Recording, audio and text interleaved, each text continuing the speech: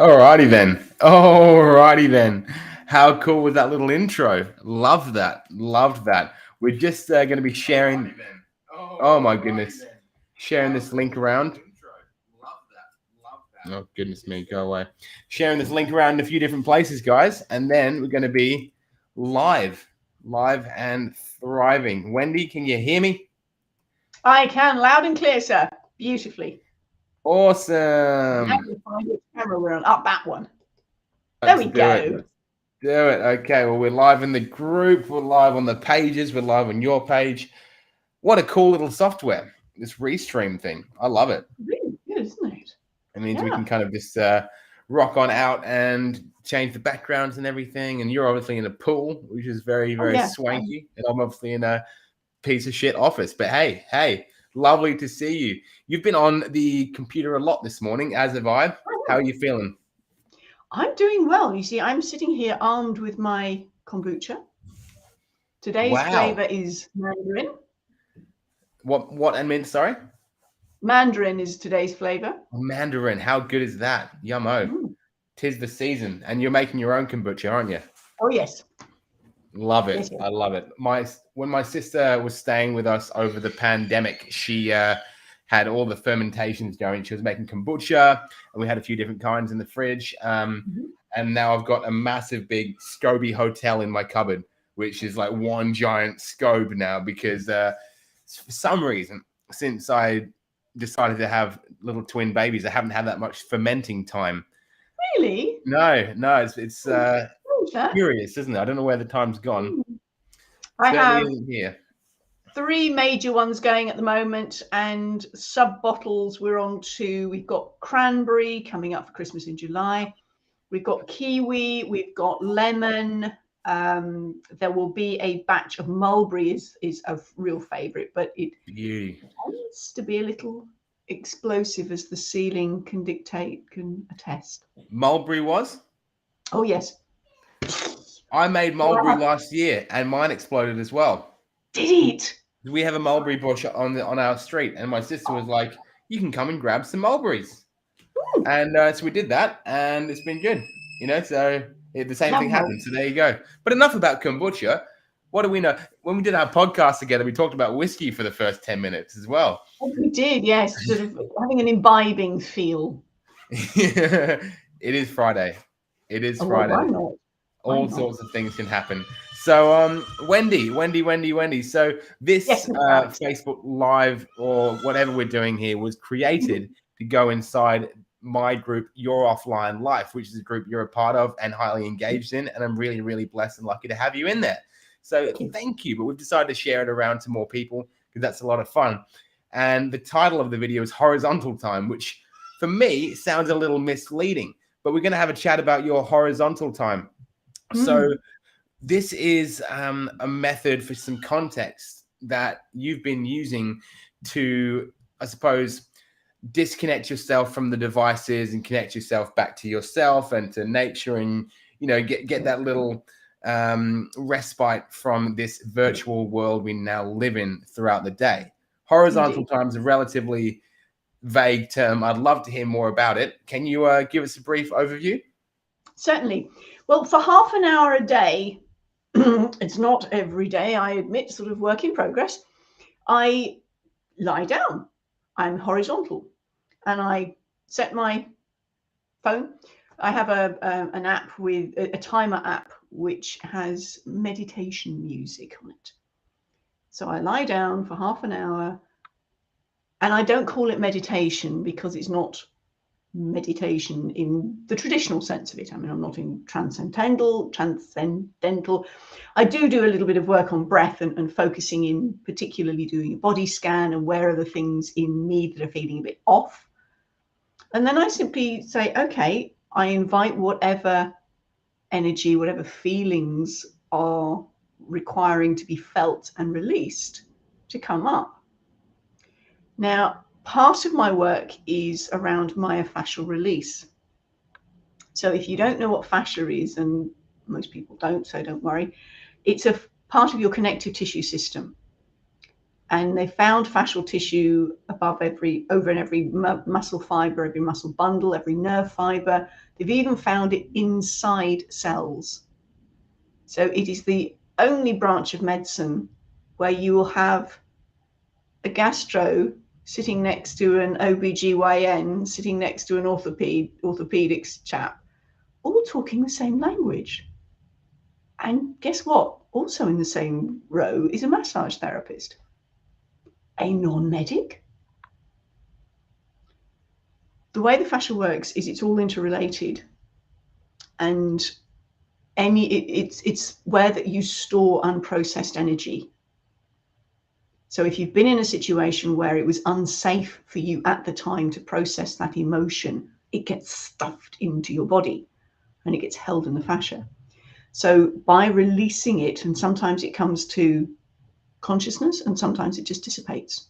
Look, I'm ghosting beautifully. That's the way that your body can release it. If you think about it, you're looking at the flight and fright process. But the third one of that is freeze. And particularly speakers get on stage and go into freeze mode and go, oh, there's an audience in front of me. What the hell am I going to say? So we often work on the fascia to release that pent up energy, which if you see in an animal that's been in a really tricky situation, they'll often shake out afterwards. That's getting rid of the pent up energy. We as humans don't allow ourselves to do that. Certainly adults don't.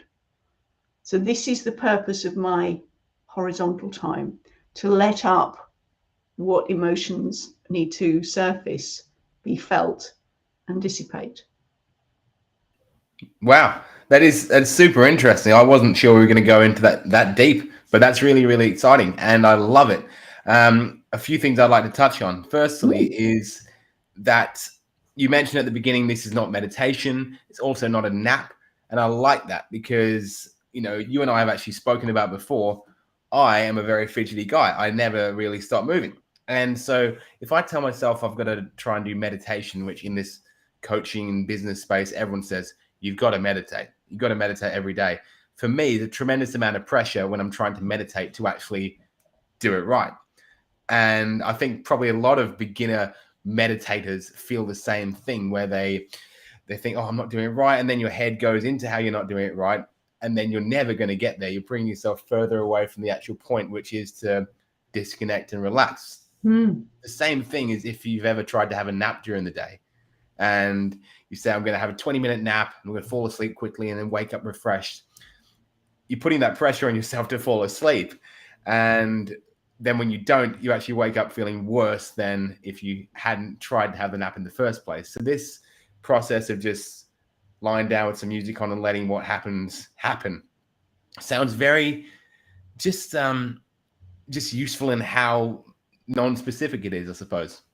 It's freeing. There's no expectation, because sometimes something comes up and sometimes it doesn't. Sometimes I fall asleep. Sometimes I just sort of lie and chill, and that's okay. It's giving yourself permission to stop and be. Which is something we don't often do, especially, as we talk about in the offliners movement, where we're doing this live right now, is that because our work and life is all so amalgamated online now, and we're so we're connected to everything, and notifications come from our personal lives and our work lives, that switch off is very, very difficult to do.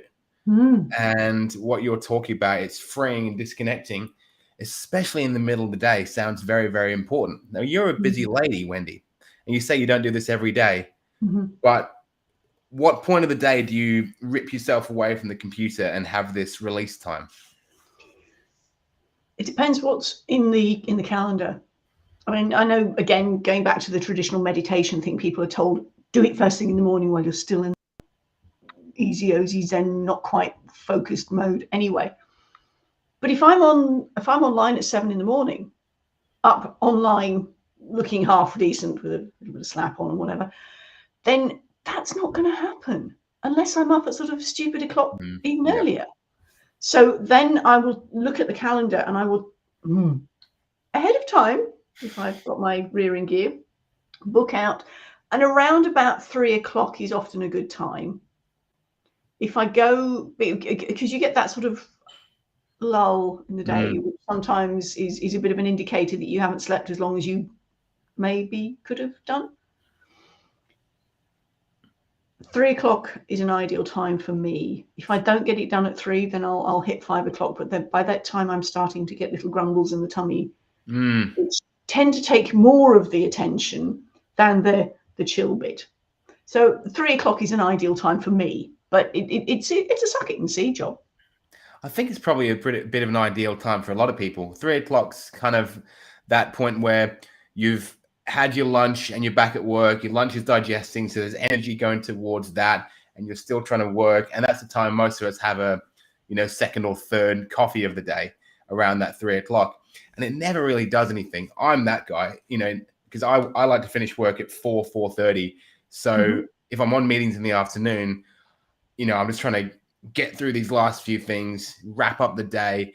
And for me, it's like, I'm not going to break now. My breaks are on either end of the workday. I kind of bookend it and squish it into a smaller one. But the 3 o'clock thing is very interesting. Over in, most countries that aren't, the big three do the big Western three do siestas and everything in the afternoon, right? When the sun is starting to go lower in the sky and you're digesting lunch, and they're realizing, the French and the Spanish and the Italians, that there's really no point trying to work in that time because no one gets anything done. So I think you're onto something there. Well, I mean, certainly Mediterranean countries, that sort of Central European thing, they start at 8, they finish at 12, they have 2-hour lunch break, they start again at 2, and they go until 6. And that's how the day is set up. And that's a cultural thing as well, because in Switzerland, the church bells ring at midday. Okay. And they ring again at 2 o'clock. Oh. And that's been happening for eons, because that was originally the way that you kept time. Right. So yeah, they stopped at midday. And I mean, the shops are still open, some of them do actually shut for 2 hours. And then they start up at 2 and they go on till 6. Yeah. And that's their general day. But yes, I mean, if particularly if you're in a if you're in a hot country, why are you working between 12 and 2? I mean, that Mad Dogs and Englishmen go out in the midday sun has a point to it. Yeah. Sorry, it's a bit of a cultural thing. It's a song from the UK. Yes. Yeah. Well, so how do you feel, in the sense of us online workers, and you do, speech coaching, so pretty much your entire job, you have to be talking to someone on Zoom when you're not actively working at the universities and the TEDx stages. Yep. How do you find your sort of afternoon energy and productivity post horizontal time versus when you don't have it? Oh, it's far more up and at it. Excuse me. I have sometimes it's a way of it's a thing to extricate yourself, because you've actually in the middle of doing something. But if you can take that time and go, okay, I'll come back to you, and I'll come back to you refreshed. So I'm going to put that down to one side, because I mean, otherwise you're looking at the FOMO thing. Oh, but I'm in the middle of something. Well, no. Actually, you can leave it, and you'll probably come back, more than likely, come back more refreshed. You'll often have your horizontal time. Come back again. Now, where was I? Oh, yes. And very often there are some aha moments that have happened during horizontal time. Maybe not consciously, but when I come back to it, ping, right. And I've got some extra stuff that I can bring to whatever the task was that I was doing. So for me, it's a really helpful time. Perfect. So what you're basically saying to all the hustlers out there and the people who believe that the only way you're going to get ahead online is by working 16 hours a day till your eyes bleed, there's some power to actually setting boundaries around when to stop and start working. Yeah. Very exciting. And again, I'm talking to myself as well, because I'm a recovering Mary Poppins, practically perfect in every way. Yes. You're practically perfect to me, Wendy. Oh, sweetheart. But I do have an umbrella that I can stay on. I bet you do. You can go up the banister on the stairs just by sitting on it. Oh, definitely go down the banister on the stairs. Yes. Always. My aim is to have a house where I've got a decent banister that I can go down. Curly whirly one. Oh, yeah. Without a hard stop at the end. That's it. Straight into an armchair with a whiskey ready. Got it. That sounds incredible. Well, I think that's just basically, you know, it's a really, really good message. I think if we keep these little bite-sized video trainings here for people where you're someone who you have a really, really lovely career online that started offline but now is online, and for you to be smart about your energy and manage the times when you do work and when you realize that it's not happening, you pull yourself away and you set those boundaries and you have those daily practices, and it helps you to thrive. I know you've been a little bit under the weather the last couple of weeks, and that's really, really tough because you can't really call in sick from a virtual job, that sort of thing as well. You know, there's not as many excuses. So setting those boundaries and having those daily practices around not working, I believe, is super powerful. And I hope this conversation is the first of many where we can actually present this to people as a viable option. So thank you. You're welcome. Good to talk to you as always, Alex. Yeah, it is. It is. I'm really happy. I'm really into it. And this is hopefully shared across all the appropriate pages so everyone can reach you when need be. If it hasn't, we're going to plug some of Wendy's links in the bottom here. And this might become the start of another impromptu short weekly podcast. Who knows? Who knows? This could be episode 1. Who knows? And I'd be thrilled if it was. That would be. Wendy Corner, thank you so much for coming on. What did I call this? Thanks. Offline experts, I call it. So thank you so much for coming on Offline Experts. And I will and testing out this new studio software with me. And if I can figure out how to actually end the video, that'd be great as well. So anyone who's watching, thank you so much. And let's see if we can end this thing.